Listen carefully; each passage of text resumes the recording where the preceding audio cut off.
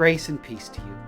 I'm Reverend Joe Cailles, the pastor of Peakland United Methodist Church here in Lynchburg, Virginia. Today is Wednesday, November 8th, 2023.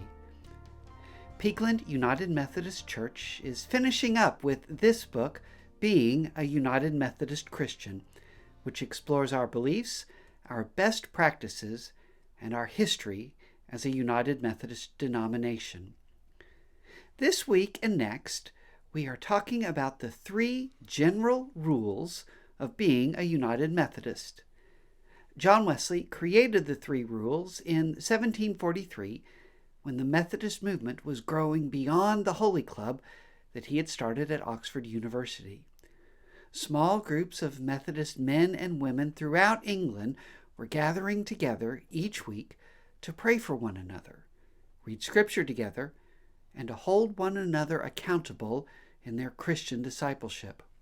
John Wesley gave these Methodist groups 3 rules to live by and to strengthen their faith.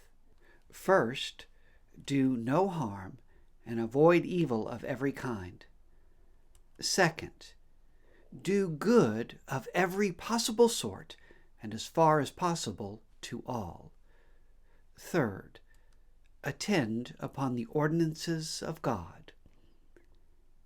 A simple way to remember that: avoid harm, do good, follow Christ.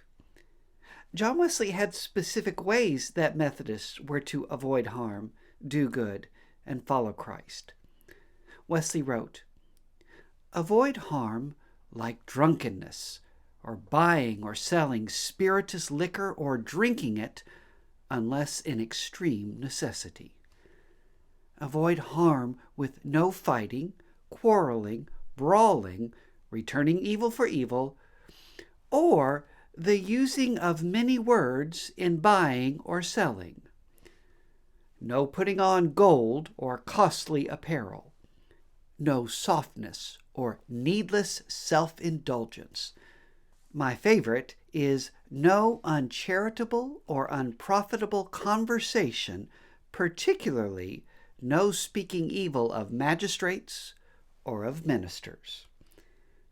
For doing good, John Wesley quotes the Gospel of Matthew, chapter 25, and directs us to give food to the hungry, clothing to the naked, visiting or helping them who are sick or in prison. That will be the scripture and the theme of the sermon next Sunday when we at Peakland welcome Reverend Lee Ann Taylor to the pulpit.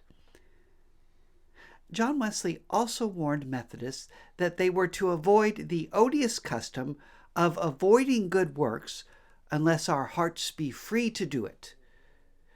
Some Christians back then had gotten it into their heads that unless they felt like doing good works, they shouldn't actually do good works. I trust none of us are so foolish as that. I don't always feel like flossing or working out at 6 o'clock in the morning or paying my bills, but I still do those things. Charity and acts of mercy and kindness and justice are not optional for us United Methodists. John Wesley's final rule was to follow the ordinances of God.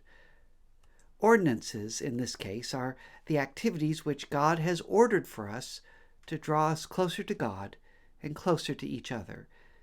Things like Sunday worship, prayer, Bible study, fasting and abstinence, communion and baptism, acts of charity, justice, forgiveness, and mercy. Now, we today may disagree with some of the specifics that John Wesley wanted Methodists to do or not to do, but the 3 rules are an honorable part of our heritage and a really good way of being a United Methodist Christian. So this week and in the days to come, figure out how you will avoid harm, do good, and follow Christ. Thanks be to God.